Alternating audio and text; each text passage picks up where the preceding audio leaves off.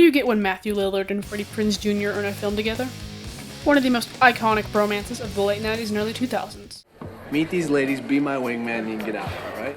For this, we're going to dive into the film's overall success, the actual bromance between Matthew and Freddie, and the overall nostalgia factor of the film. I'm back hunting! So sit back and take in all the nostalgia as we dive into the Matthew Lillard, Freddie Prinze Jr. cinematic universe. First up is 1999's Wing Commander. Wing Commander is one of those films that gets constantly bullied for being just a bad film. This, of course, is supported by being technically bad and critically and commercially a failure. That being said, we do have to give credit where credit is due, and this is actually the first film that brought together the bromance that is Matt and Freddie. And yes, She's All That was released before Wing Commander, but Wing Commander was filmed before She's All That. Moving on, the actual bromance in this film is pretty good. Matt and Freddie play fighter pilots that are in outer space that are fighting evil cat people. And it can easily be said that the chemistry between Matt and Freddie is really the only chemistry in the entire film.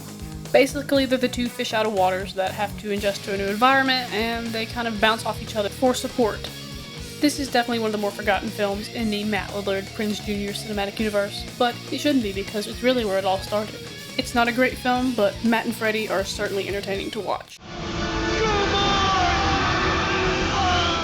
Next up, 2004's Scooby Doo 2 Monsters Unleashed. Personally, this is my favorite of the two live-action Scooby Doo films. It's a little bit more accurate in comparison to the cartoons, and I think it's kind of goofier, to be honest. I needed that too! You're pushing your luck, Scoob! In regards to commercial success, it didn't do as good as the first film, and it was panned critically just like its predecessor. In terms of the bromance, there's not a ton between Lillard and Prinze in this film. It's mostly between Lillard and the CGI dog. With this in mind, we have to acknowledge this is actually the last film in the Matthew Lillard, Freddie Prinze Jr. cinematic universe to date. To be honest, it's not really the type of bang you want to go out with if you have a cinematic universe going. Then again, we have to remember there was going to be a third live-action Scooby-Doo, but it was cancelled, making this a less than satisfying final entry in the cinematic universe. Up third is 2001's Summer Catch. This is one of those films that you have to have a special taste to really enjoy it. Some of the humor in the film is dated, such as fat jokes, stereotypes of sexuality, and sexual innuendos of an older woman with younger men. If we disregard that though, at its core, this film really tries to be a serious drama. A rags to riches coming-of-age story meant for a teen audience. Unfortunately, the film really didn't resonate with an audience, so commercially it bombed and critically it was panned. As far as a bromance go, this is probably the best bromance between Prinze and Lillard in a film to date. Prinze is playing the hometown guy who is destined to lose, and Lillard plays the wild, free-spirited implant that, of course, befriends Prinze. The real bonding point in this relationship is that both characters want to make it to the big leagues. They stick with each other through thick and thin and ebbs and flows of their time in the Cape Cod League. This results in some of the best performance you'll see in the film, especially when Prinze and Lillard are going back and forth with dialogue. Overall, is this a good film? Not really. It's pretty predictable, and it's outdated, but it's really nostalgic, and it's rewatchable just for that reason, honestly. Right.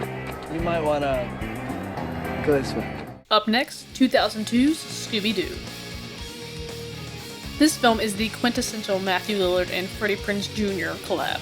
This is the film that both actors are associated with very closely, as arguably it's one of the biggest highlights of both their careers. Commercially, this film did great at the box office. Critically, not so much, but that doesn't really matter because people remember this film. This film is the peak of the early 2000s. The fashion, the cinematography, the soundtracks, everything about this film screams early 2000s. In regards to bromance, there really isn't a ton in this film. Again, it's just Lillard and the CGI dog. But at this point, people had realized that Prinze and Lillard had done a bunch of films together. And that alone is part of the reason why this film is so nostalgic. Get the dog. Lastly, 1999's She's All That. She's All That was like the end of the 90s, just vomiting out everything it had left. From Prinze playing the stereotypical jock, to Lillard playing the obnoxious reality TV star. This film is not only synonymous with the 90s, but Prinze and Lillard themselves. Prinze playing the heartthrob and Lillard playing the goofy buddy was just a formula written in teen cinematic history. And it proved to be successful because this film did great commercially. Even though critically it was mixed, it's one of the most remembered films from the 90s. And as far as the bromance goes, they kind of play enemies in this film, which gives them a very unique but fun chemistry. Prinze gets to play the straight and hold our attention in the foreground, while Lillard gets to play the funny and just absolutely have us in stitches in the background.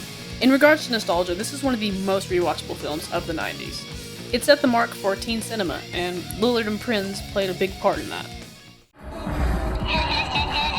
To wrap things up, the Freddie Prinze Jr. Matthew Lillard cinematic universe is one that has a very specific formula to it. Regardless of their characters' relationship, they have great chemistry, and to know that they were good buddies on and off the screen means even more. Prinze helped Lillard get the role in Summer Catch after Lillard's audition went south and the director thought he was too tall to play a catcher. Even though they haven't made a film with each other since 2004, it's fun to go back in time and look at the work they've done with each other. It's definitely a time capsule and one with lots of nostalgia. My best friend. You're my best friend, buddy.